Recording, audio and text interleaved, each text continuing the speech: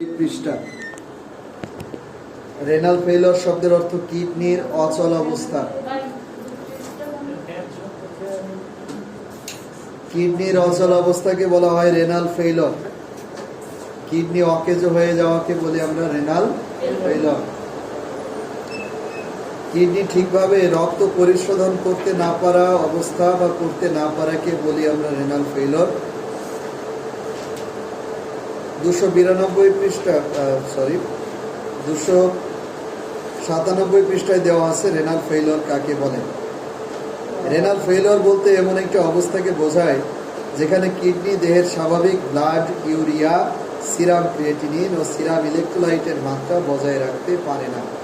এটি অ্যাকিউট কিংবা ক্রনিক হতে পারে। অ্যাকিউট অর্থ স্বল্পমেয়াদী, ক্রনিক অর্থ দীর্ঘমেয়াদী। এটা স্বল্পমেয়াদী হতে পারে, আবার দীর্ঘমেয়াদীও হতে পারে। তো তিনটা পরীক্ষার মাধ্যমে আমরা বুঝতে পারবো যে রেনাল ফেইলর কি না। কারণ কিডনিকে আমরা বাইরে থেকে দেখতে পাই না। এখন কিডনি ভিতরে ঠিকভাবে কাজ করে কি করে না এটা জানার জন্য তিনটা পরীক্ষা। কয়টা? তিনটা। একটা হলো ব্লাড ইউরিয়া, একটা হলো সিরাম ক্রিয়েটিনিন, আর একটা হলো সিরাম ইলেকট্রোলাইটস। কয়টা পরীক্ষা? তিনটা পরীক্ষা। বুঝতে পারছেন? এই তিনটা পরীক্ষা করে আমরা জানতে পারবো। যদি এই তিনটা পরীক্ষার রেজাল্ট অ্যাবনর্মাল আসে তাহলে আপনি নিশ্চিত হবেন যে তার কিডনি ফেল হয়ে গেছে। আর যদি এই তিনটা রেজাল্টের মধ্যে একটা ঠিক আছে, দুইটা ঠিক নাই, তাহলে মনে করবেন যে কোনো সময় ফেল হতে পারে।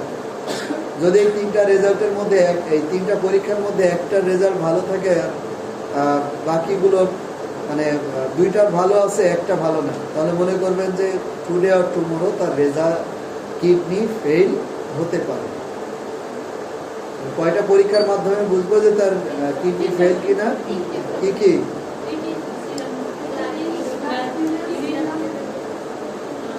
এদের রেজাল্ট কেমন আসবে? নরমাল না অ্যাবনর্মাল আসলে?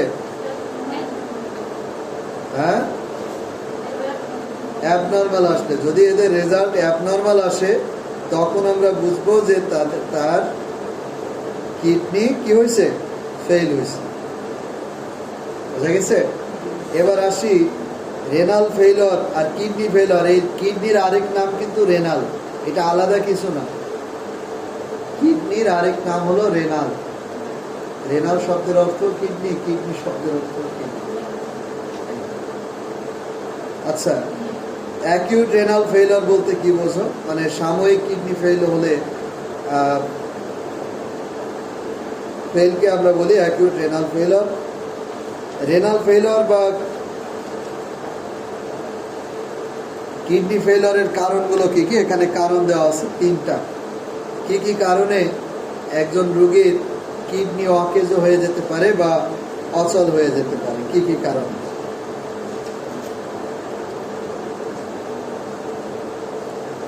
এক নম্বর কারণ হলো প্রি রেনাল ডিসঅর্ডার। কি ডিসঅর্ডার? প্রি রেনাল ডিসঅর্ডার, অর্থাৎ কিডনি ব্যতীত অন্য রোগের কারণে। কিডনি ব্যতীত অন্য রোগের কারণে কিডনি ফেল হতে পারে। মানে কিডনিটা যে নষ্ট হয়ে গেছে এটা অন্য কারণে। অন্য কারণগুলো কি কি? যেমন মারাত্মক রক্তক্ষরণ হলে, শরীর থেকে অতিরিক্ত মাত্রায় রক্ত বের হয়ে গেলে কিডনি ড্যামেজ হয়ে যায়, কিডনি নষ্ট হয়ে যায়।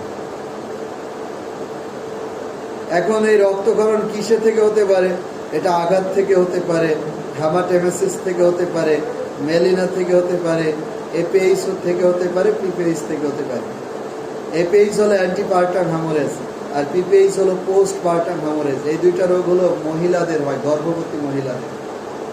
এপিএইচ এবং পিপিএইচ, অ্যান্টিপার্টাম হ্যামোরেজ আর একটা হলো পোস্টপার্টাম হ্যামোরেজ। গর্ভবতী মহিলাদের এই দুইটা সমস্যা দেখা যায়।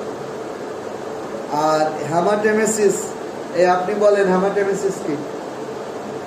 হ্যাঁ, কি হেমাটেমেসিস কি?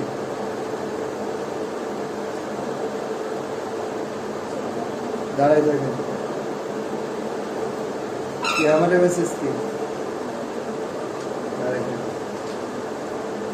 হেমাটেমেসিস শব্দের অর্থ রক্তভূমি।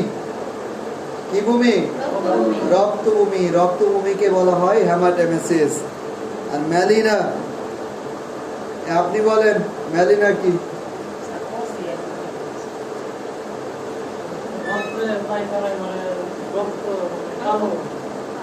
আলকাত্রার মতো কালো পায়খানা। আপনি বসেন, আপনি দাঁড়াই থাকেন। ম্যালিনা শব্দের অর্থ হলো আলকাত্রার মতো কালো পায়খানা। অর্থাৎ যে কোনো কারণে রোগীর শরীর থেকে রক্ত বের হয়ে গেলে কি নষ্ট হয়ে যাবে? কিডনি নষ্ট হয়ে যাবে।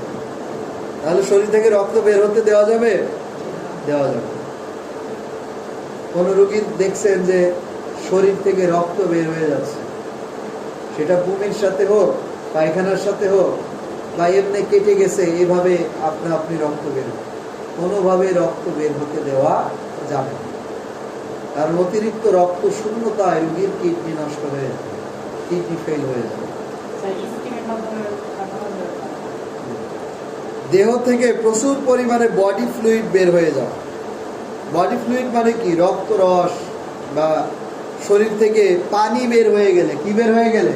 পানি। মানে ডিহাইড্রেশন বা পানি শূন্যতার কারণে কিডনি ড্যামেজ হয়ে যায়। কিসের কারণে? পানি শূন্যতার কারণে।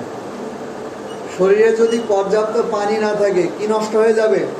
কিডনি নষ্ট হয়ে যাবে। অনেকে দেখবেন পানি কম খায়। এই পানি কম খাওয়া ভালো? এই পানি কম খেলে কোনটা নষ্ট হয়ে যাবে? কিডনি নষ্ট হয়ে যাবে পানি কম খেলে। তাই বলে বেশি খাইতে হবে না, 3 থেকে 4 লিটার পানি পান করতে হবে প্রাপ্তবয়স্ক। কিভাবে আমাদের শরীর থেকে পানি বের হয়ে যায়? যেমন পুড়ে যাওয়া। যে কোনো ভাবে যদি কেউ পুড়ে যায়, তার শরীর থেকে পানি বেরিয়ে যায়। ডায়রিয়া, ভমিটিং বা বমি, এগুলো থেকে শরীর থেকে পানি নিষ্কাশন হয়ে যায়, অতিরিক্ত পানি বের হয়ে আসে। মারাত্মক থ্যাতলানো আঘাত। কি আঘাত? থ্যাতলানো আঘাত। মারাত্মক থ্যাতলানো। থ্যাতলানো আঘাত কোনগুলো হয়? না, ওই যে গণপিটুনিতে যে মাইকটা দেয়, এই ধরনের আঘাতকে বলা হয় থ্যাতলানো আঘাত। অথবা আপনি 2 তলা বিল্ডিং থেকে নিচে পড়ে গেছেন, যে আঘাতটা পাবেন, এই আঘাতকে কি বলে? থ্যাতলানো আঘাত। চাপা টাইপের আঘাত। বোঝা গেছে? এই ধরনের আঘাতের কারণেও কিডনি নষ্ট হয়ে যায়। আসলে এখানে আঘাত মূলত বিষয়টা হলো ব্যথা। শরীরে যে কোনো জায়গায় অতি মাত্রায় ব্যথা দেখা দিলে কিডনি নষ্ট হয়ে যায়। বুঝতে পারছেন? মাত্রা অতিরিক্ত ব্যথার কারণে কি ড্যামেজ হয়ে যাবে? কিডনি। মনে করেন আপনার প্রচন্ড মাথা ব্যথা হচ্ছে, এটার কারণে আপনার কিডনি নষ্ট হয়ে যাবে। আপনার প্রচন্ড পেট ব্যথা হচ্ছে, এটার জন্য কিডনি নষ্ট হয়ে যেতে পারে। প্রচন্ড পায়ে ব্যথা, এটার জন্য কিডনি নষ্ট হয়ে যাবে। এই জন্য দেহে কোনো রকমের ব্যথা দেখা দেওয়ার সাথে সাথে সেটাকে কমিয়ে ফেলতে হবে, পুষে রাখা যাবে না। দেহে কোনো ব্যথা কি করা যাবে না? পুষে রাখা যাবে না। ব্যথা পুষে রাখলেই সেটা বিপদ, সমস্যা তৈরি করবে। তারপরে বলছে কি? কার্ডিয়াক শক, হৃদরোগের কারণে জ্ঞান হারিয়ে ফেললে। কি রোগের কারণে? হৃদরোগের কারণে। হার্টের অসুখের কারণে যদি কেউ জ্ঞান হারায়, হার্টের রোগের কারণে, হৃদরোগের কারণে, তাহলে আপনার কিডনি নষ্ট হয়ে যাবে। যেমন heart attack, heart fail, heart block, low pressure, high pressure, এগুলো থেকে কিডনি ড্যামেজ হয়ে যেতে পারে। আর কি বলছে? রেনাল পারফিউশন কমে যাওয়া, যেমন রেনাল আর্টারিয়াল থ্রম্বোসিস, অ্যাম্বোলিজম ইত্যাদি। অর্থাৎ কিডনি যদি পর্যাপ্ত রক্ত না পায়, তাহলে কিডনি ড্যামেজ হয়ে যাবে।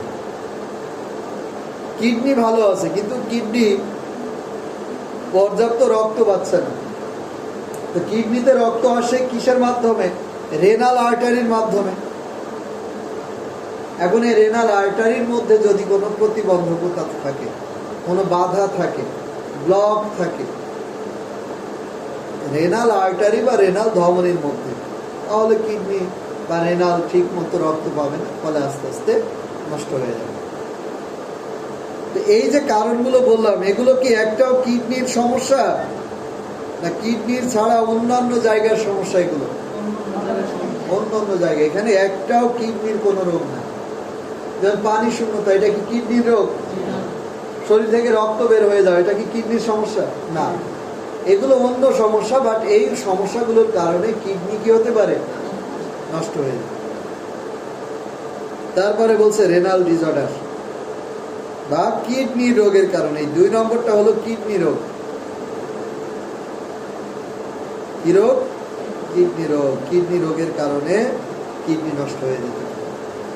কিডনির কি রোগ আছে? যেমন অ্যাকিউট টিউবুলার নেক্রোসিস, কিডনিতে যক্ষা হলে, কি হলে? কিডনিতে যদি যক্ষা হয়, যক্ষা ফুসফুসেও হয়, আবার এই যক্ষা কিডনিতেও হতে পারে। কিডনিতে যক্ষা হলে কিডনি ড্যামেজ হয়ে যায়, নষ্ট হয়ে যায়। কিছু কিছু ইনফেকশন, অর্থাৎ কিডনিতে ইনফেকশন হলে কিডনি নষ্ট হয়ে যায়। ঔষধের কারণে কিডনি নষ্ট হয়ে যায়। কোন ওষুধের কারণে কিডনি নষ্ট হয়? ব্যথানাশক ওষুধ, ঘুমের ওষুধ, অ্যালকোহল বা মদ, এই টাইপের জিনিস থেকে কিডনি নষ্ট হয়ে যায়। তারপরে বলছে টক্সিন, মানে বিষাক্ত পদার্থ। যেমন সাপে কাটলে রোগীর কিডনি নষ্ট হয়ে যাবে, বিষাক্ত সাপে যদি কাটে। মৌমাছির কারণে, মৌমাছি কামড় দিলে আপনার কিডনি নষ্ট হয়ে যাবে, মৌমাছির হুল ফুটিয়ে দিবে। হ্যাঁ, নাই, মৌমাছি যদি শখানে কাউকে কামড় বসাই দেয়, মানে হুল ফুটাই দেয় শখানে, তার আর বাঁচার আশা করতে হবে, কিডনি নষ্ট হয়ে যাবে, মারা যাবে। শখানেকের কামড় তো কেউ খায় না, খাই 5-6টা, এই জন্য মরে না। কিন্তু 5-6টার কামড় কি একদম কি আরামদায়ক? কষ্টদায়ক। একটাই হুল ফুটাই দিলেই আধা ঘন্টা ধরে অস্থিরতা থাকে।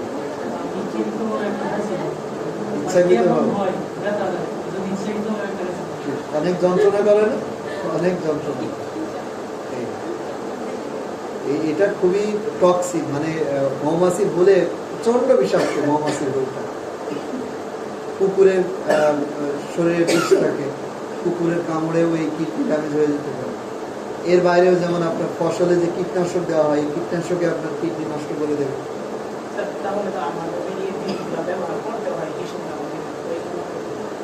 কি ব্যবহার করতে হয়?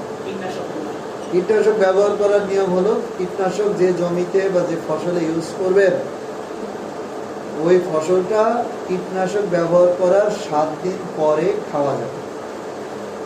এটা হলো নিয়ম। যে কীটনাশক দেবে পা থেকে মাথা পর্যন্ত, ওই যে পিপি ড্রেস করবে, পিপি ড্রেস চেনেন? যে করোনার সময় যে মানে পা থেকে মাথা পর্যন্ত পড়ছিল, মাস্ক থাকবে, চশমা থাকবে, এরপরে বিষ স্প্রে করবে। এগুলো মানলে আর আপনার কোনো অসুখ হবে না, সমস্যা হবে না। না মানলে সমস্যা হবে। বাংলাদেশের মানুষ নিয়ম মানে না? নিয়ম মানে না? মানে নিয়ম মানে সরকার পাবে কোথায়? সরকার বাতাসের বিপরীত দিক থেকে দেওয়া যাবে না,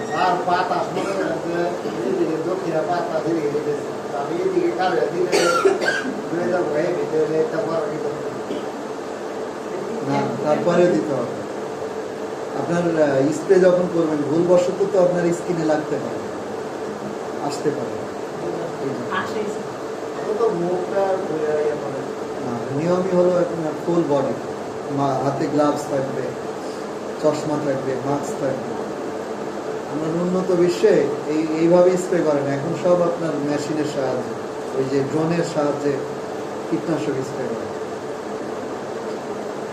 আমাদের দেশের মানুষ নিয়ম মানে না বলে তো অশান্তি।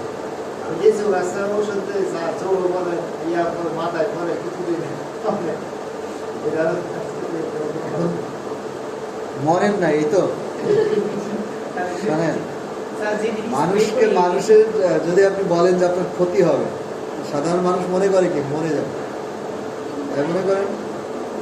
আপনি বললেন যে তোমার ক্ষতি হবে, সে ধারণা করবে কি যে আমার মনে হয় মারা যাবে। এই ধারণাটাই ভুল।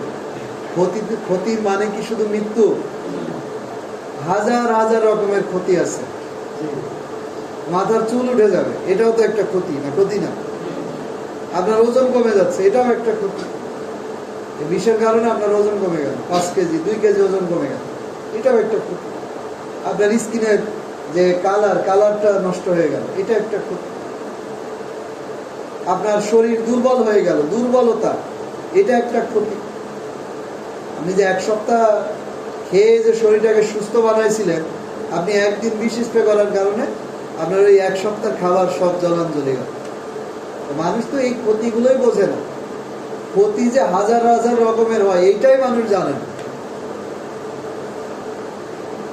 ঠিক আছে, আমরা যখন এরকম সতর্ক করি, বলে যে আমরা তো 5-10 বছর ধরে এইভাবে বিষ স্প্রে করি, ওই কিছুই তো হয় না। মানে কিছু হয় না মানে তারা যাচ্ছিল, তারা যেন মারা যাবে, এরকম একটাই। তাহলে মৃত্যুই কি মানে সমাধান নাকি?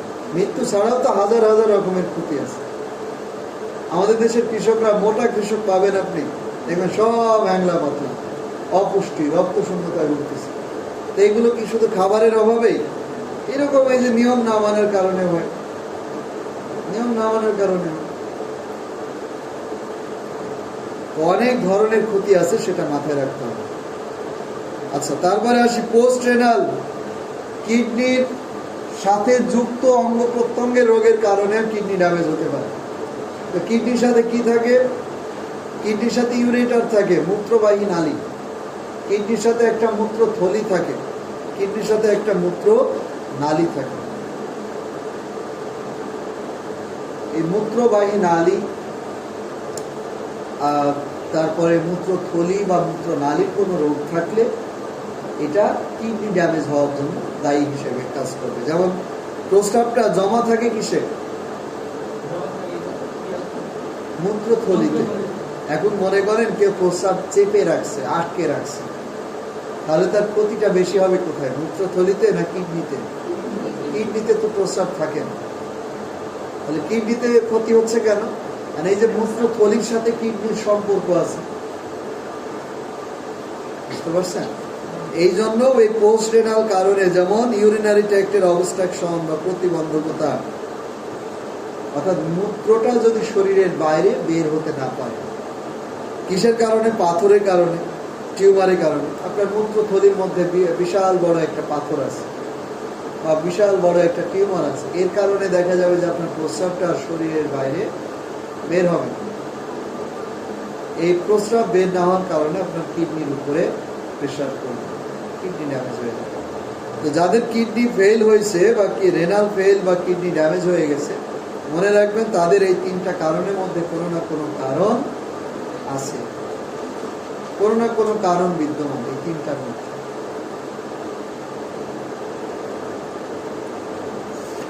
এবার আসি রেনাল ফেইলরের লক্ষণ উপসর্গ বা ক্লিনিক্যাল ফিচার। কি কি লক্ষণ উপসর্গ দেখা দেবে? কি কি লক্ষণ উপসর্গ আমরা দেখতে পাবো? যেমন প্রি রেনাল কারণ সমূহ, অর্থাৎ কিডনি ফেল রোগীদের মধ্যে এই যে এতক্ষণ যে কারণগুলো আলোচনা করলাম, কোনো না কোনো কারণ থাকবে। এই 3টা কারণের মধ্যে কোনো না কোনো একটা কারণ ওই রোগীর মধ্যে অবশ্যই থাকবে। তারপরে বলছে লো ব্লাড প্রেশার, রক্তচাপ কমে যাবে, খুব অল্প পরিমাণে প্রস্রাব হবে, প্রস্রাবের পরিমাণ কম। ইউরেমিয়ার লক্ষণ নওশিয়া, ভমিটিং, অ্যাপাথি, মেন্টাল কনফিউশন, ড্রাউসিনেস ইত্যাদি। অর্থাৎ দেখা যাবে রক্তে ইউরিয়ার মাত্রা বেড়ে গেছে। রক্তে যখন ইউরিয়ার পরিমাণ বৃদ্ধি পায় তখন রোগীর নওশিয়া বা বমি বমি লাগে, ভমিটিং বা বমি হয়, অ্যাপ্যাথি বা শরীর ব্যথা করে বা কোমর ব্যথা করে, মেন্টাল কনফিউশন বা মানসিক বিভ্রান্তি তৈরি হয়, ড্রাউসিনেস মাথা ঘোরায়। এই জিনিসগুলো দেখা দেয় কখন? যখন রক্তে ইউরিয়ার মাত্রা বৃদ্ধি পায়, বেড়ে যায়। তারপরে বলছে হাইপার ক্যালেমিয়া, রক্তে আপনার পটাশিয়ামের পরিমাণ বেড়ে যাবে, এটাকে বলা হয় হাইপার ক্যালেমিয়া।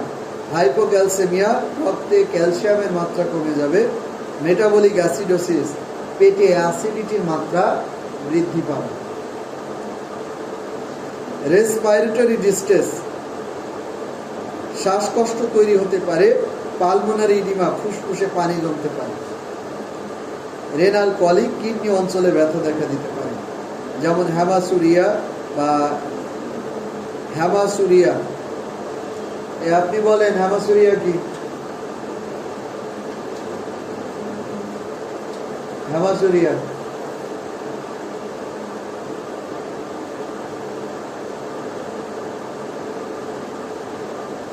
হেমাসুরিয়া কি? হেমাসুরিয়া হলো প্রস্রাবের সাথে রক্ত আসা, এটাকে হেমাসুরিয়া বলে। যে রোগীর প্রস্রাবের সাথে রক্ত বের হয়ে যাবে, তখন প্রস্রাবের রংটা কেমন হবে? লাল অথবা কালো। তারপরে বলছে আপনার রেনাল ডিসইউরিয়া। ডিসইউরিয়া হলো মূত্র ত্যাগের সময় ব্যথা পাওয়া, তলপেটে বা প্রস্রাবের রাস্তায়। প্রস্রাবের রাস্তায় জ্বালা পোড়া করা বা প্রস্রাবের রাস্তায় ব্যথা পাওয়া, ব্যথা কষ্ট লাগা, যে মূত্র ত্যাগ করার সময় খুব ব্যথা হচ্ছে, কষ্ট হচ্ছে, এটার নাম হলো ডিসইউরিয়া। আরেকটা হলো শক থাকতে পারে। শক, শক হলো অজ্ঞান হয়ে যাওয়া বা জ্ঞান হারিয়ে ফেলা। বুঝতে পারছেন? এই লক্ষণগুলো প্রকাশ পেলে বুঝবেন যে ওই রোগীর কিডনি আর ঠিকভাবে কাজ করছে না, কিডনি ড্যামেজ হয়ে গেছে বা কিডনি অচল হয়ে গেছে। যাদের রেনাল ফেল আছে এর মধ্যে একাধিক লক্ষণই প্রকাশ পাবে। পরীক্ষা নিরীক্ষা, কয়টা পরীক্ষা দিছে এখানে? 4টা পরীক্ষা। নাম্বারগুলো ঠিক করে নেবেন, 1, 2, 3, 4, 4টা পরীক্ষা এখানে আছে।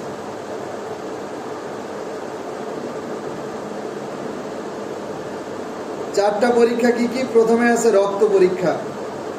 এই যে রক্ত পরীক্ষার মধ্যে দেওয়া আছে CBC, serum creatinine, blood urea. আরেকটা আছে এখানে, সেটা দেওয়া নাই, সেটা হলো সিরাম ইলেকট্রোলাইটস। রেনাল ফেলিওরে জানবো কিভাবে? এই 3টা পরীক্ষার মাধ্যমে। একটা হলো সিরাম ক্রিয়েটিনিন, একটা হলো ব্লাড ইউরিয়া, আর একটা হলো সিরাম ইলেকট্রোলাইটস।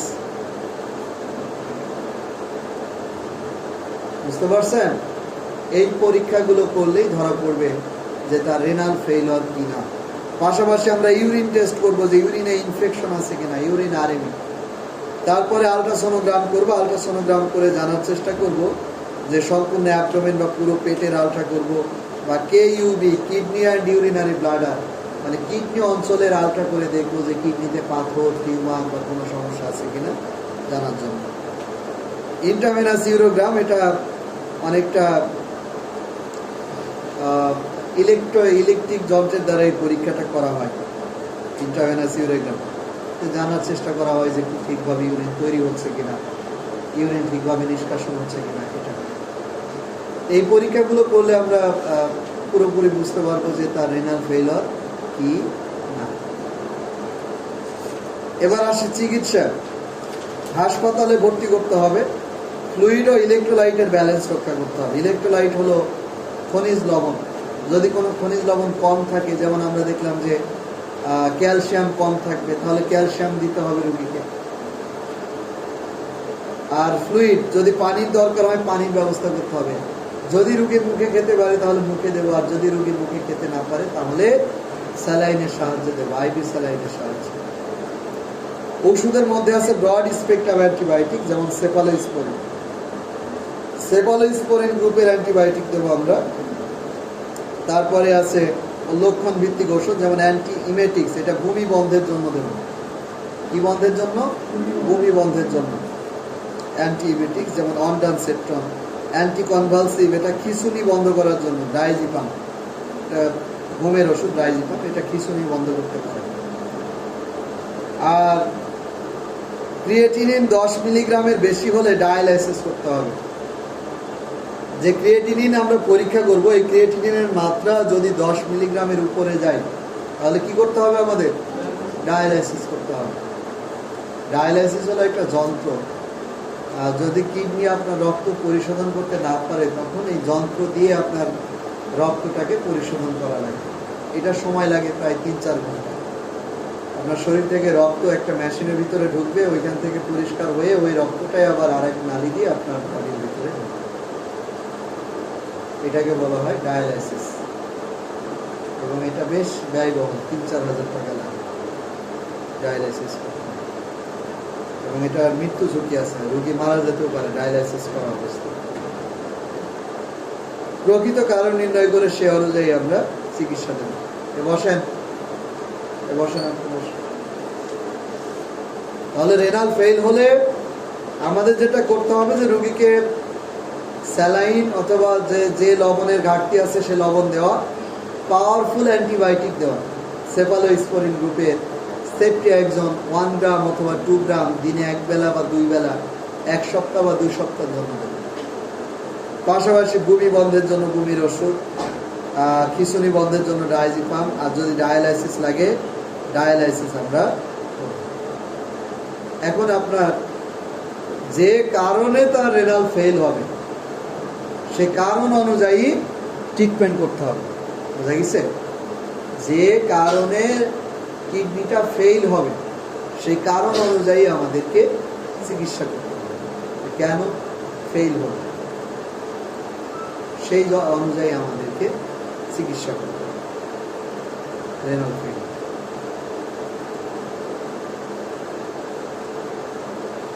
এর পরের অধ্যায়ে চলে আসি, মস্তিষ্ক স্নায়ু রোগ। এই অধ্যায়ের প্রথম যে রোগটা আছে, রোগের নাম হলো মাথা ব্যথা বা হেডএক। রোগের নাম কি? মাথা ব্যথা বা হেডএক। মাথা ব্যথা বা হেডএক। মাথা ব্যথা কি? আপনার মাথার অংশে যদি কোনো পেইন হয় বা ব্যথা হয়, ওই অবস্থাকেই বলি আমরা মাথা ব্যথা। কোন অংশে? এই মাথার মধ্যে যদি কোনো ব্যথা করে তখন এটাকে বলি আমরা মাথা ব্যথা। মাথা ব্যথার কারণ কি? মাথা ব্যথার কারণ হলো 9টা। কয়টা কারণে মাথা ব্যথা হতে পারে? 9টি কারণে মাথা ব্যথা হতে পারে। 9টি কারণ। যেমন আঘাতের কারণে মাথা ব্যথা হতে পারে। কোথায় আঘাত পেলে? মাথায় এবং ঘাড়ে যদি আঘাত পাই, মাথা এবং ঘাড়ের মধ্যে ছোট বা বড় রকমের আঘাত পেলে মাথা ব্যথা দেখা দিতে পারে। ইনফ্লামেশন বা প্রদাহের কারণে মাথা ব্যথা হতে পারে। ইনফ্লামেশন বা প্রদাহের কারণে মাথা ব্যথা হতে পারে।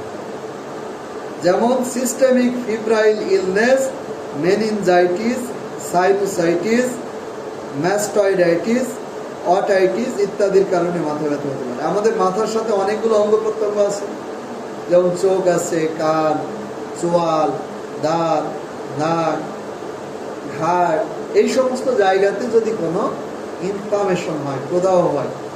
প্রদাহের লক্ষণ কয়টা? কয়টা লক্ষণ আপনি বলেন? কি কি প্রদাহের লক্ষণ? ইনফ্লামেশনের লক্ষণ কয়টা এবং কি কি? এরা কিছুই পারে না। দেখি, যাকেই জিজ্ঞেস করি সেই জিরো। প্রদাহের লক্ষণ 5টা। 1 নম্বর লক্ষণ হলো পেইন মানে ব্যথা। 2টা হলো সোয়েলিং মানে ফোলা। 3 নম্বর হলো রেডনেস মানে লাল।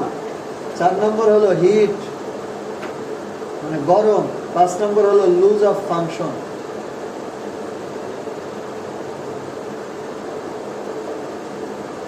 এই 5টা লক্ষণ থাকবে।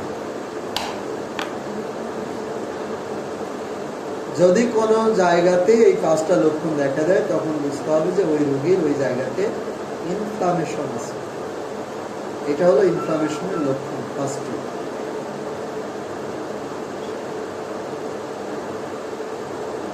আপনি এগুলোর অর্থ কি বলেন তো? এই 5টা অর্থ কি বলেন? পেইন অর্থ কি? হ্যাঁ, ব্যথা। সোয়েলিং, হ্যাঁ, ঘাড়ে ব্যথা। তারপরেরটা বলেন, হয়নি। তারপরে হলো রেডনেস।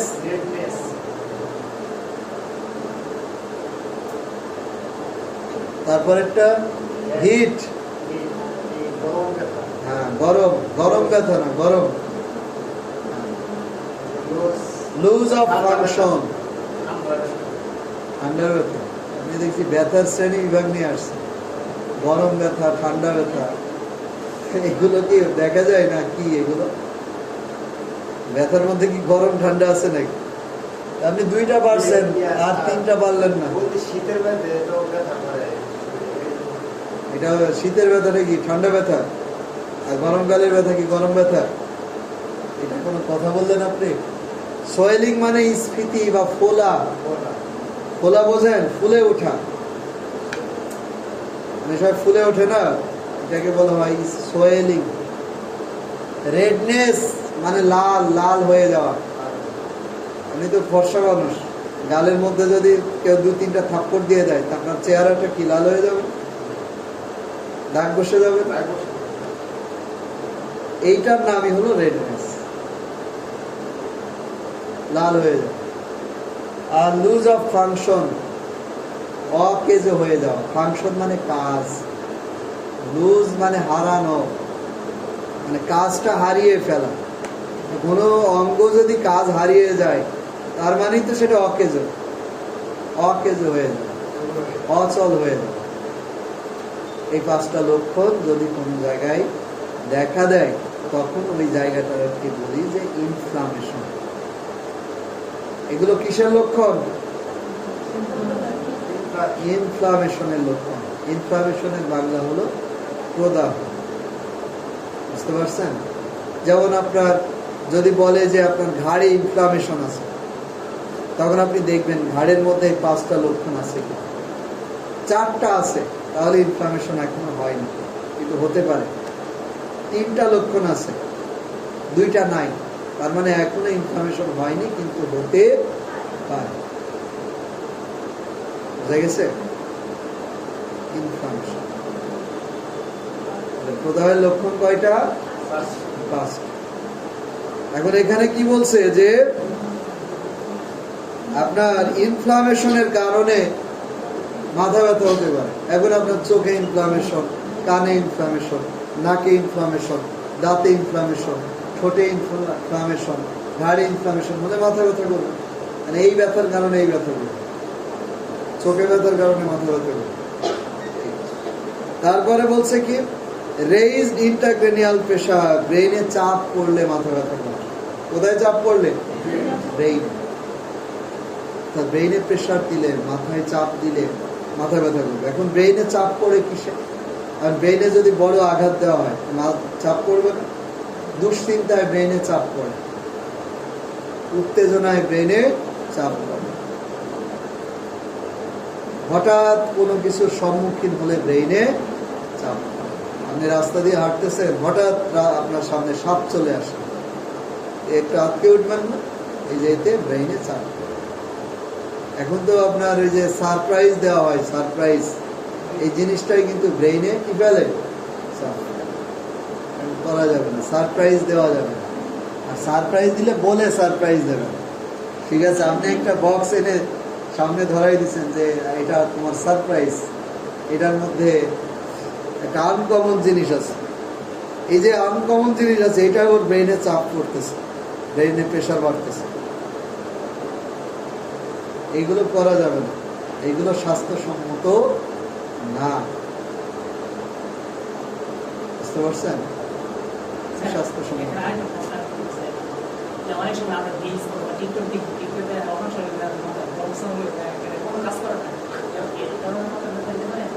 প্রশ্ন বুঝিনি আমি। অনেক সময় আমরা মোবাইলের মাধ্যমে টিকটক বা রিলস দেখি, এর কারণে অনেক সময় আমি আমার মনে এরকম প্রবলেম হয়। তো আমি যে বাচ্চা বাচ্চা করে তারা অনেক সময় বলে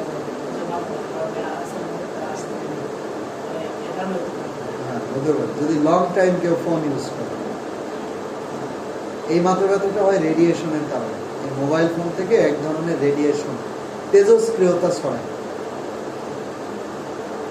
ওই যে নেটওয়ার্কের জাগনাতে যদি 7-8 ঘন্টা মোবাইল চালান, আপনার মাথা ব্যথা করবে। ঠিক আছে, এটা সবার মাথা ব্যথা করবে। এটাও ব্রেইনে প্রেশার, চাপ ফেলে, চাপ তৈরি করে। আর কি বলছে? নিওপ্লাজমের কারণে। নিওপ্লাজম হলো টিউমার। যদি মাথার মধ্যে টিউমার থাকে, কি থাকে? টিউমার। মাথা বা ঘাড়ে যদি টিউমার থাকে মাথা ব্যথা করবে। ভাস্কুলার ডিসঅর্ডার, রক্তনালীর রোগ। মাথা এবং ঘাড়ের রক্তনালীগুলো ড্যামেজ হয়ে গেলে মাথা ব্যথা করবে। মানসিক রোগের কারণে, মেটাবলিক হরমোনজনিত রোগ। কি রোগ? হরমোনজনিত রোগের কারণে মাথা ব্যথা করে। যেমন ডায়াবেটিস, মানে সুগার লেভেল কমে গেলে মাথা ব্যথা করে, আবার সুগার লেভেল অনেক বেড়ে গেলে মাথা ব্যথা করে। মহিলাদের মাথা ব্যথা করে তাদের পিরিয়ডের কারণে, পিরিয়ডের আগে অথবা পিরিয়ডের সময় মাথা ব্যথা করে। এটা হরমোনজনিত কারণ। এসি হলে তো মাথা ব্যথা। হ্যাঁ, পেটের অ্যাসিডিটি থেকেও মাথা ব্যথা করে, গ্যাস থেকে। তারপরে বলছে আপনার মানসিক কারণে মাথা ব্যথা করতে পারে। কি কারণে? মানসিক উত্তেজনা, উৎকণ্ঠা, উদ্বেগ, মানসিক দুশ্চিন্তা, এগুলো থেকে মাথা ব্যথা করবে। চোখের সমস্যা থাকলে মাথা ব্যথা করবে। কিসের সমস্যা? চোখের সমস্যা থাকলে, চোখে প্রবলেম থাকলে মাথা ব্যথা করবে। আচ্ছা স্যার, চোখের রোগে অনেকে কষা হয়, অতিরিক্ত কষা, তারপরে এসি হয়, ইউরিয়ার মাঝে মধ্যে মানে চোখ ফালফালে, এটা আসলে এসির থেকে চোখ চোখ যে লাফায়, হ্যাঁ, চোখ লাগা ছটকায়। এইটা এখন চোখের পাতা যদি এরকম লাফায়, চোখের উপরের মাসেল যদি লাফায়, আবার অনেক জায়গায় আমাদের শরীরে অনেক জায়গায় এরকম লাফায়, এইগুলো নার্ভের জন্য, নার্ভের দুর্বলতা থেকে এটা হয়। তাকে মাল্টিভিটামিন দেবেন, এটা ঠিক হয়ে যাবে। মাল্টিভিটামিন, মাল্টিমিনারেল দেবেন, ঠিক হয়ে যাবে। এটা অ্যাসিডের থেকেও না, অন্য কিছু থেকে না। এটা নার্ভের অসুখ, নার্ভের দুর্বলতা। স্যার, আমার একটা রোগী আছে, ক্যালসিয়াম দুটো কোনো খাবার দিতে ওই ইচ্ছামতো গ্যাস করে। এটা সবার গ্যাস হয়, ক্যালসিয়ামের সবার গ্যাস হয়। এমনি তো ওই রোগীর হয়তো বেশি হয়, হয়তো তার ক্যালসিয়ামটা ঠিকভাবে ডাইজেস্ট হয়। এইগুলো কোনো হতে পারে না, আমার শরীর দুর্বল, খাইতে না পারলে তো দুর্বল হবে। কেন খায় না? খাইলে বমি চলে পারে। খাওয়ার অভ্যাস নাই, খাওয়ার অভ্যাস নাই, ছোটবেলা থেকে অভ্যাস নাই। ইদানিং 3-4 মাস হতে পারে। তার হয়তো খাওয়ার হয়তো অভ্যাস নাই, প্র্যাকটিস নাই। বমি লাগুক আর যাই লাগুক, এটা খাওয়াই লাগবে, জোর করে হলেও খাওয়া লাগবে, কিছু করার নেই। আস্তে আস্তে খাওয়া লাগে। যদি বলে যে আমার ডিম খাইলে বমি লাগে, তাহলে বলবেন যে ডিম কোন ধরনের ডিম খাইলে বমি লাগে? ডিমের তরকারি, না ডিম সিদ্ধ, না ডিম ভাজি? যদি বলে 3টা খাইলেই বমি লাগে, বলে যে 3টা খাইলেও যদি বমি লাগে, তাও চোখ বন্ধ করে খাইতে হবে, দরকারে বমির ট্যাবলেট খেয়ে খাইতে হবে, তাহলে অসুস্থ হয়ে যাবে। এখন যদি কারোর ডিমে, সিদ্ধ ডিমে বমি লাগে, তাহলে ডিম ভাজি করে খাবে, বুঝতে পারছেন? ডিমের তরকারি খাবে, এটা বাদ দেওয়া যাবে না। ডিম জিনিস বাদ দেওয়া যাবে না, দুধ, ডিম, এটা বাদ দেওয়া যাবে না। এটা বাদ দিলেই ক্ষতি। এটা সেই মানে আমাদের সে প্রথম পুরুষ থেকে এটা চলে আসছে, ঠিক আছে? ডিমকে এখনকার মানুষ খায়? ডিম প্রাচীন খাবার, অনেক প্রাচীন। এই ডিম আর দুধ প্রাচীন। স্যার, আমার দাদা ওই বলছিল, তোর দাদা যখন অতি দ্বিগুণ হয়ে গেছে, আপনার কাঁপতেছে, ওই কৃষি কাজ করে আসছে, চোখ থেকে আসছে, তখন বলতে যে আমার একটু ডিম সিদ্ধ দিল হাঁসের ডিম। হ্যাঁ, এই হাঁসের ডিম দিয়া অল্প ভাত খাইছে পরে সুস্থ হয়েছে। এত উপকার, অনেক উপকার, অনেক। দুধ, ডিম আর পাকা কলা 1 পিস, তাহলে আপনার আর কোনো ওষুধপত্র খাওয়া লাগবে না। প্রতিদিন খাইতে হবে। এটা একদিন বাদ দিয়ে দিয়ে খেলে উপকার না, খেতে হবে প্রতিদিন। 200 ml দুধ, কত ml? 200 ml। আর আপনার একটা ডিম আর একটা কলা, বুঝতে পারছেন?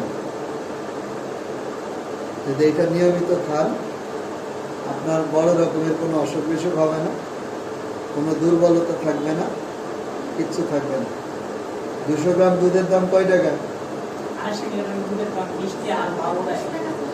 20 টাকা। যদি গ্রামে হয় 10 টাকা। না, গ্রাউন্ড গ্রামে তো আপনার 50 টাকা লিটার না। 250 গ্রামের দাম 20 টাকা, 80 টাকা হইলে 20 টাকা। আচ্ছা 20 টাকা ধরলাম, 20 টাকা মানে 200 ml, 250। একটা ডিম 15 টাকা। 20 টাকা। আচ্ছা 20 টাকা, 20 টাকা তো না, 15 টাকা। দেখা 25 টাকা লাগে। 20 টাকা তাহলে 40 টাকা। আর একটা কলা 10 টাকা, 50 টাকা। এগুলো শয়তান মার্কা প্রশ্ন করেন। আপনি কলা খাবেন বলে কি জাতের প্রশ্ন? এই যে এই প্রশ্নগুলোই হলো শয়তানের প্রশ্ন, বুঝতে পারছেন? এই প্রশ্নগুলোই শয়তানের প্রশ্ন। সেদিন বললাম না আপনাকে, মানে শয়তানের কাজই হলো মনের ভিতরে সন্দেহ ঢুকায় দেওয়া। সন্দেহ ঢুকায় দেওয়া। এখন আপনাকে যদি এটা বলি, আমার তো সারাদিন লাগবে। আপনাকে বললাম যে সাগর কলা খাবেন, এখন আপনি বললেন যে স্যার নরসিংদীরটা খাবো না ঢাকারটা খাবো। বলি স্যার মেডিসিন মুক্ত কলা খাই। আর এই যে শয়তান এই যে শুরু করে দেবে, আমি এটা বললেই আপনার কাছে মনে হবে যে কোনটা ভালো হবে, বাংলাদেশেরটা ভালো হবে না আমেরিকারটা ভালো হবে। আমি বললাম যে স্যার কোন দেশেরটা ভালো, বাংলাদেশেরটা না আমেরিকা? আর আমি আপনাকে হয়তো বললাম যে বাংলাদেশেরটাই ভালো। তা আবার বলবেন স্যার এটা কোন জেলারটা ভালো হবে, আমাদের এখানকারটা না অন্য জায়গায়? মানে এই জিনিসগুলোই হলো শয়তানের প্রশ্ন। শয়তান মানে বুঝবেন কিভাবে যে আপনাকে শয়তান আছে আপনার কাছে? যেমন দেখবেন যে আপনার ভিতরে সন্দেহ ঢুকাই দিতেছে। এই সন্দেহ ঢুকাই দেওয়াটা কার কাজ? শয়তানের কাজ। সন্দেহ ঢুকিয়ে দেওয়াটাই হলো শয়তানের কাজ, বুঝতে পারছেন? শয়তানের কাজ। এই শয়তান প্রথম সন্দেহ ঢুকায় হাওয়া আলাইহিস সালামের মাথায়। হাওয়া আলাইহিস সালামের মাথায় কি সন্দেহ? যে এইখানে জান্নাতে যে এত ফলের গাছ টাছ দেখছো, এত সুস্বাদু, এত টেস্টি, ওই যে ওইখানে যে ফলটা তোমাকে খেতে নিষেধ করছে ওইটার টেস্ট কিন্তু আরো বেটার। এই যে সন্দেহ ঢুকাই গেছে, তো তার মানে তো হতেও পারে এত এই যে ফলটা খেতে নিষেধ করছে ওইটার টেস্ট মনে হয় এর থেকেও ভালো। এই যে সন্দেহ ফার্স্ট আপনাকে নিষেধ করছে, ব্যাস এত তো দরকার নাই সেটা টেস্ট ভালো না সেটা টেস্ট খারাপ। বুঝা গেছে? আপনাকে নিষেধ করছে যে আপনি বিষ বা কীটনাশক দেওয়া কিছু খাবেন না। এটা হলো আপনার নিষেধাজ্ঞা যে আপনি কীটনাশক দেওয়া কিছু খাবেন না। এখন আপনি বলতেছেন যে তাহলে এটা কোন কীটনাশক দেওয়া? এটা কি মানে 2 দিনের কীটনাশক দেওয়া খাবার খাবো না, 3 দিনের কীটনাশক দেওয়া খাবার খাবো না, কোনটা খাবো না? এইটা হলো সন্দেহ। যেটা নিষেধ সেটা নিষেধ। আপনাকে বলা হয়েছে কলা খাবেন, আর আপনার যেটা ভালো লাগে, যেটা মুখে স্বাদ লাগে সেটাই খাবেন। মেডিসিন বলতে হবে, মেডিসিন বলতে হবে না। হ্যাঁ, মেডিসিন দেওয়া জিনিস কি আমাদের খাদ্য নাকি? মানুষের খাবারের মধ্যে পড়ে মেডিসিন দেওয়া জিনিস?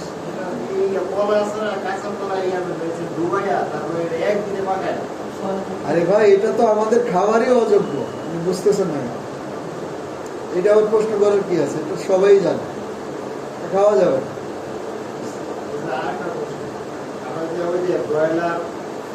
সাদা মুরগি দেখায় এটা তো প্রতিদিন ভ্যাকসিন দেওয়া হয়েছে। আসলে কি এটা কি আমাদের খাওয়াটা কি ঠিক হইতেছে? শোনেন, ভ্যাকসিন দিক বা ওষুধ দিক, এটা দেওয়ার অন্তত 1 থেকে 2 সপ্তাহ পরে সেটা খাওয়ার উপযোগী হবে। প্রতিদিন খাইলে আপনার শরীরে অসুস্থ হয়ে যাবে, ছেড়ে দিতে হবে। অথবা সে খামারিকে বলবেন যে ভাই তুমি যেদিন তোমার মেডিসিন বলো, তোমার এই যে ভ্যাকসিন বলো, এগুলো বন্ধ করার 1 সপ্তাহ পরে এটা বিক্রি করবে, বা 2 সপ্তাহ পরে এটা বাজারে আনবে। আগুনে নষ্ট হয় না। 2 সপ্তাহ পরে আনলে হবে কি, ওই মেডিসিনটা ক্ষয় হয়ে যাবে, ওই ইয়েটা ক্ষয় হয়ে যাবে। ওইটা তো ওদের নিয়ম কানুন দেওয়াই আছে কতদিন। আর এই যে 50 টাকা ডেইলি, তাহলে 1 মাসে কয় টাকা? 1500 টাকা। এই 1500 টাকা আপনার দেহের উপরে ইনভেস্ট করবেন, বুঝতে পারছেন? এই 1500 টাকা যদি ইনভেস্ট করেন তাহলে দেখা যাবে যে আপনার অনেক টাকা আপনি সেভ করতে পারবেন। প্রথমত আপনার আর কোনো ওষুধপত্র খাওয়া লাগবে না, ডাক্তারের কাছে যাওয়া লাগবে না। যদি আপনি 2-3 বার ডাক্তারের কাছে যান, দেখবেন যে 5-7 হাজার টাকা বিল হয়ে গেছে। আর কি আপনার যে কর্মশীলতা বা কর্মক্ষমতা, এটা বহুগুণ বেড়ে যাবে। আপনি এই খাবারগুলো ছাড়া হয়তো আপনি 8 ঘন্টা পরিশ্রম করতে পারতেন, এই খাবারগুলো খাওয়ার পরে আপনি 10 ঘন্টা 12 ঘন্টা কাজ করবেন, কোনো কিছু প্রবলেম হবে না। বুঝতে পারছেন? এতে কোনো লস নাই। যাদের সমস্যা, আইবিএস সমস্যা, তো এই কিভাবে খাই? আপনাকে তো সেটা বললাম, ওই যে মনে তো বললো যে ডিম খাইলে বমি হয়, তো আপনি ওইভাবে জিজ্ঞেস করবেন, ওইভাবে বলবেন। এখন তো কেউ বললো যে আমার দুধ আমার সহ্য হয় না, দুধ খেলে বমি হয়, এখন তাকে বলবেন যে তোমার দুধের মানে ডিরেক্ট দুধ খেলে বমি হয় না দুধের খাবার খেলে বমি হয়। দুধের তো অনেক রকমের খাবার আছে, দুধের তৈরি ঘি আছে, মাখন আছে, পনির আছে, দই আছে, দধি যেটা বলে আছে না। এখন কারো দুধ ভাল লাগে না, দুধ খেলে বমি হয়, দই খাবে, সে টক দই খাবে অথবা মিষ্টি দই খাবে, ওইটাও উপকার। পুষ্টি তো সেম পুষ্টি আছে। ক্যালসিয়াম একই উপকার হবে, একই উপকার। যদি তার দই ভালো না লাগে, ঘি খাবে, ঘি তো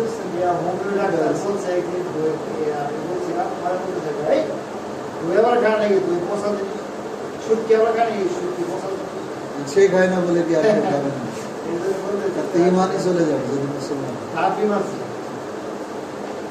এইগুলো বলা যাবে না। দই পচা জিনিস, ঠিক আছে, এটা তো পচা জিনিস, তো এটা তো ভালো, হালাল। হালাল জিনিসকে তার নাট ছিটকাচ্ছে কেন? তার ভালো লাগে না, আরেকজন খাবে, ঠিক আছে। আমার একজন পাঙ্গাস মাছ খায় না, আপনি সাপোজ পাঙ্গাস মাছ আপনার ভালো লাগে না, আপনি কি আরেকজনকে বলবেন এই পাঙ্গাস মাছ পচা জিনিস, বাজে জিনিস, এই মাছ তুমি খাও কেন? এটা কি বলার অধিকার আছে নাকি? তার কাছে ভালো লাগে, সে খাবে, এটা তো হালাল, শরীরের কোনো ক্ষতি করে না, তাহলে খাইতে সমস্যা। বুঝতে পারেন না? প্রচুর শাক, দাম কম, আপনি পছন্দ করেন না বলে কি আরেকজনকে বলবেন আরে এটা তো রাস্তার এখানে ওখানে হয়, এইটা তুমি কেন খাও? এটা খাই নাকি? এইটা কি মানে জ্ঞানী মানুষের কথা হলো নাকি? এটা নির্বোধ মানুষের কথা। আমাদের সমাজে তো অনেকে ব্রয়লার মুরগি খায় না, গরুর মাংস খায়, ব্রয়লার মুরগি খায় না, খাসি খায়, ব্রয়লার খায় না, পছন্দ করে না। আর সে যদি বলে আরে ব্রয়লার খাও কেন, ব্রয়লারের মানে এটা গরিব মানুষের খাবার, এটা একদম খারাপ জিনিস, এটা তুমি খাও কেন? এটা কি ভালো কথা হলো? এরকম কথা তো আপনি এই ধরনের কথা যারা বলবে তাদের সাথে তর্কে যাবেন না, তাদেরকে বোঝাইতেও যাবেন। তারা হলো স্টুপিড, সে বোঝাই না, খাদ্য সম্পর্কে তার কোনো আইডিয়াই নেই, ধারণাই নেই, আইডিয়াই নেই। যার যেটা ভালো লাগে সে সেটা খাবে। কেউ হয়তো আপনার মুরগির ডিম পছন্দ করে, মুরগির ডিম খাবে, হাঁসের ডিম পছন্দ করে, হাঁসের ডিম খাবে, সমস্যা। আমরা শুধু বলি আপনি ডিম খাবেন, ব্যাস। আমরা শুধু বলি আপনি দুধ খাবেন, এখন সে তার দুধের তৈরি যে জিনিসটা ভালো লাগে সেটা খাবে। বুঝতে পারছেন? আমরা কি বলি যে সবজি খাবেন, তার যে সবজি ভালো লাগে সেই সবজি খাবে। আমরা বলি শাক খাবেন, তার যে শাক ভালো লাগে সেই শাক খাবে। আমরা বলি মাছ খাবেন, তার যে মাছ ভালো লাগে সেই মাছ খাবে। আমরা বলি মাংস খাবেন, তার যে মাংস ভালো লাগে সেই মাংস খাবে। আমি কি বলবো নাকি যে আপনি গরুর মাংস খাবেন? এটা কেন বলবো? বেয়াক্কেলের মতো কেন বলবো? তার তো গরুর মাংস অ্যালার্জি থাকতে পারে, গরুর মাংস ভালো নাও লাগতে পারে। আমি কি তাকে বলবো নাকি যে আপনি ব্রয়লার খাবেন, ব্রয়লার মুরগি খাবেন? এটা কেন বলতে যাবো? তার তো এটা পছন্দ না হতে পারে। আমি বলবো যে মাংস খাবেন, মাছ খাবেন, ডিম খাবেন, দুধ খাবেন, সবজি খাবেন, ফল খাবেন। কারণ আমি যদি বলি যে আপনি প্রতিদিন আপেল খাবেন, প্রতিদিন আঙুর খাবেন, তো সেই ফলগুলো যদি তার অপছন্দ লাগে, তার যদি সেটা কেনার মতো সামর্থ্য না থাকে, আমি জাস্ট বলবো যে আপনি ফল খাবেন, ঠিক আছে? এই হলো বিষয়।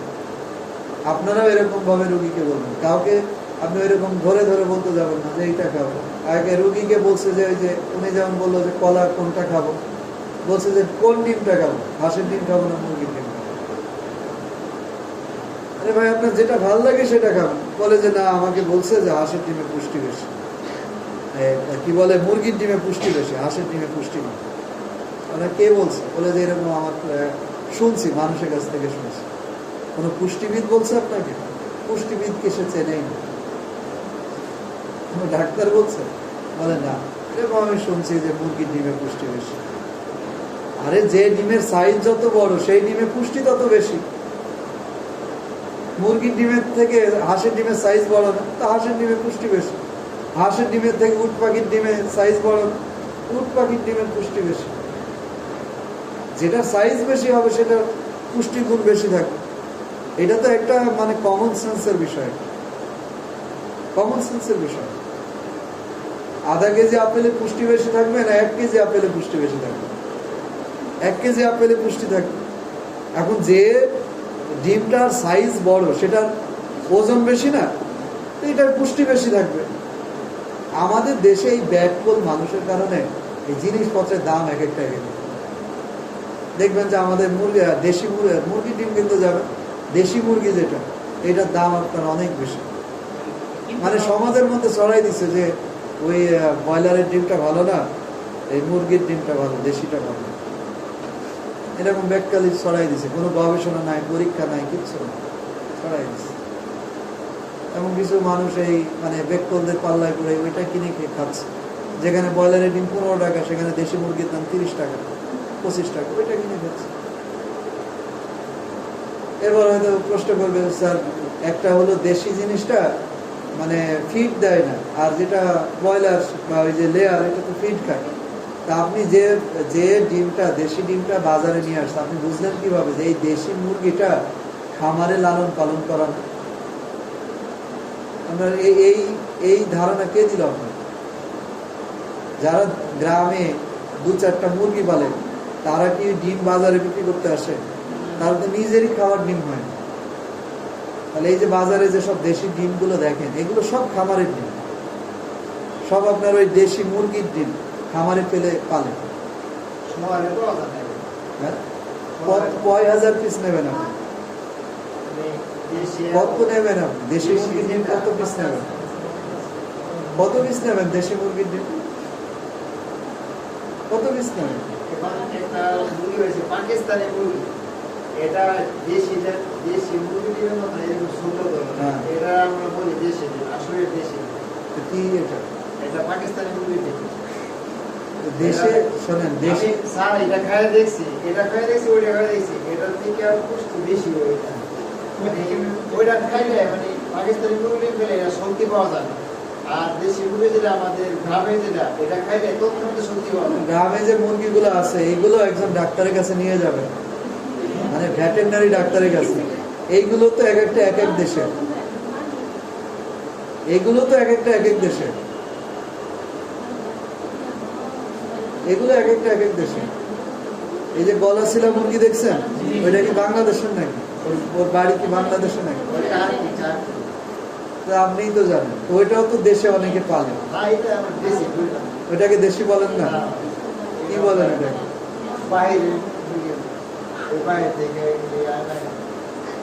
অনেক অনেক পড়াশোনা করতে হবে।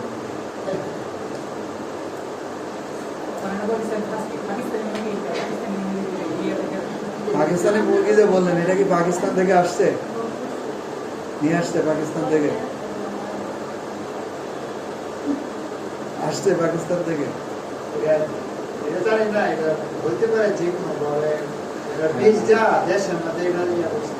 আমাদের ভাষা যেমন মিশ্র, আমরা জাতি হিসেবে যেমন মিশ্র, আমাদের এখানে প্রত্যেকটা জিনিস এরকম মিশ্র। দেশাল বলে কোনো কিছু নাই, ঠিক আছে? সবই হলো মিশ্র। এখন এখানে দুইটা জিনিস, একটা হলো খামারে তৈরি করা, আর একটা হলো প্রাকৃতিক ভাবে তৈরি করা। বুঝতে পারছেন? প্রাকৃতিক ভাবে যেটা তৈরি করে সেটা কি বাজার পর্যন্ত যায়? তাহলে আপনি আপনার এত দাম দিয়ে কিনতেছেন কি? আপনি যেটা প্রাকৃতিক ভাবে তৈরি হয় এটা তো বাজার পর্যন্ত যাবেই না। হয় যে পালে সে খাবে, অথবা তার আশেপাশে মানুষ খাবে, তো যাইতেই দেবে না।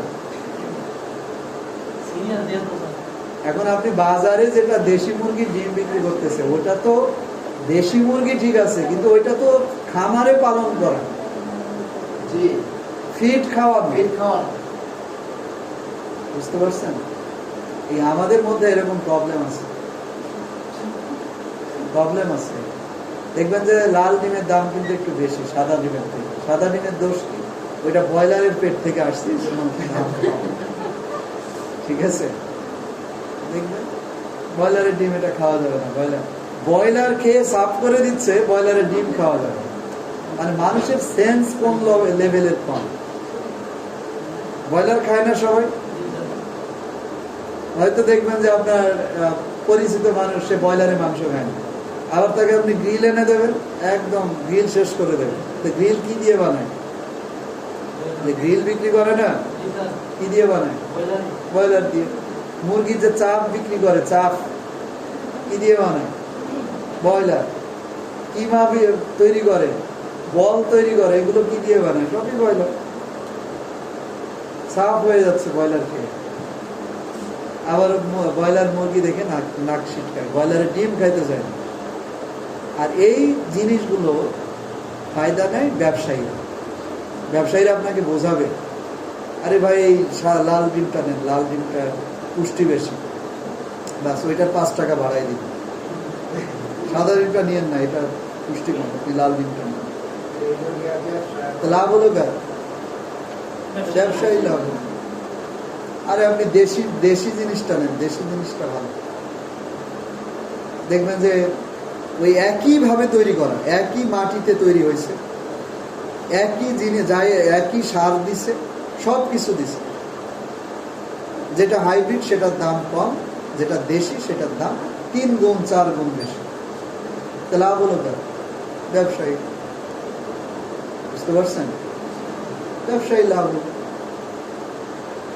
যে আপনার হাইব্রিড জিনিসটা হয়তো বিক্রি করতেছে 50 টাকা কেজি, আর যেটা দেশি বলতেছে ওই একই জিনিস দেশি যেটা, সেটা বিক্রি করতেছে 150 টাকা কেজি। একই মাটিতে তৈরি হয়েছে, একই সার দিছে, একই কীটনাশক দিছে। বুঝতে পারছেন? এই হলো অবস্থা বাংলাদেশে। বাংলাদেশে মানুষের সমস্যা, এদের মাথার মধ্যে কোনো জ্ঞান নাই, শিক্ষিত না। মানে আপনি অল্প শিক্ষিত মানুষকে আপনি যা তা বুঝাইতে পারবেন, কোনো ব্যাপার না। দেশি পেঁয়াজ আর বিদেশি পেঁয়াজ, দেশি আর বিদেশি প্রশ্ন প্রাকৃতিক ভাবে একটা লালন পালন করা, সার হচ্ছে বিভিন্ন ভাবে মেডিসিন দিয়া লালন পালন করা হয়েছে। আপনি বাজারে প্রাকৃতিক জিনিস পাবেন না তো, পাওয়া যায় না। ওই কৃষকেরা যারা কীট আছে ইত্যাদি কিছু সার মাঠে ইত্যাদি পাবেন, ঠিক আছে, পাবেন না তো। প্রাকৃতিক জিনিস আপনার নিজে উৎপাদন করতে হবে। আচ্ছা, এরপরে আছে যেমন আপনার অন্যান্যর মধ্যে আছে মাথা, মুখ ও ঘাড়ের নার্ভের নিউরালজিয়া। নার্ভের প্রদাহের কারণে মাথা ব্যথা করে। মাথা ব্যথার লক্ষণ যেমন ব্যথার স্থান, এটা জেনারেলাইজড হতে পারে, পুরো মাথা জুড়ে ব্যথা করতে পারে। ইউনিলেটারাল, মাথার এক পাশে ব্যথা হতে পারে। ফ্রন্টাল, মাথার সামনের দিকে ব্যথা করতে পারে। অক্সিপিটাল, মাথার পিছনের দিকে ব্যথা হতে পারে। এটা রোগীকে জিজ্ঞেস করতে হয়। ব্যথার স্থিতি, ব্যথাটা ক্রমাগত হতে পারে, যেমন কয়েকদিন হতে কয়েক ঘন্টা হতে কয়েকদিন। এটা উল্টে গেছে, ঠিক করে নেবেন। এটা হবে কয়েক ঘন্টা থেকে কয়েকদিন এই ব্যথা থাকতে পারে। সবিরাম, এই ব্যথাটা একই স্থানে বিরতি দিয়েও হতে পারে, আবার একটানাও এই ব্যথা হতে পারে। তারপরে বলছে ব্যথার প্রকৃতি, ব্যথাটা চাপা এবং তীক্ষ্ণ। ব্যথাটা চাপা হতে পারে এবং তীক্ষ্ণ হতে পারে, মানে খোঁচা দেওয়া টাইপের ব্যথা হতে পারে। থ্রবিং, দপদপতার ব্যথা হতে পারে। বার্নিং, জ্বালা পোড়া টাইপের ব্যথা হতে পারে। মাথা ব্যথার চিকিৎসা দপদপকর, এটা আপনার মানে এটা কিভাবে আপনাকে ই করবো, ব্যথাটা আপনার দেখাইছে যে একটু কম আবার বেশি, একটু কম আবার বেশি, এরকম। তারপরে বলছে ট্রিটমেন্ট, যেমন বিশ্রাম, অন্ধকার নীরব ঘরে চোখ বন্ধ করে শুয়ে থাকতে হবে। মুখমণ্ডল, চোখ ও ঘাড়ের পিছনে শীতল ছোঁয়া দেওয়া যেতে পারে। কাঁধ ও ঘাড়ে হালকা ম্যাসাজ করতে হবে, এটা হবে ম্যাসাজ করতে হবে, এতে ব্যথা কিছুটা কমবে। ওষুধ, মাথা ব্যথার জন্য ব্যথার ওষুধই মূলত আমরা দিয়ে থাকি। যে কোনো ব্যথার ওষুধ দিলেই আপনার মাথা ব্যথা কমে যাবে। পাশাপাশি ঘুমের জন্য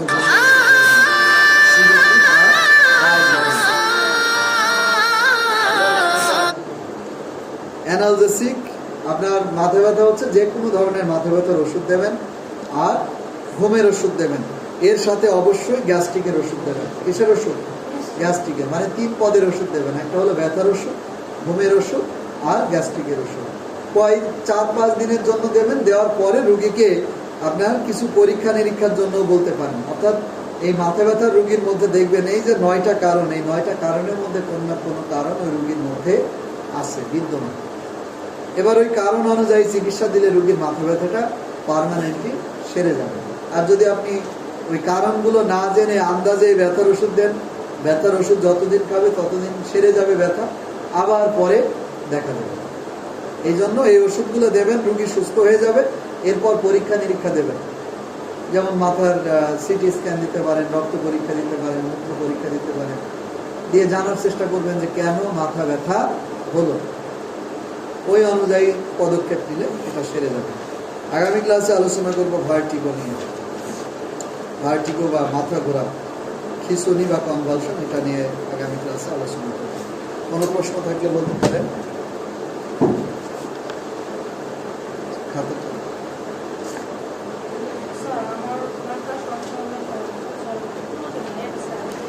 মাইগ্রেন, এটা মাইগ্রেন।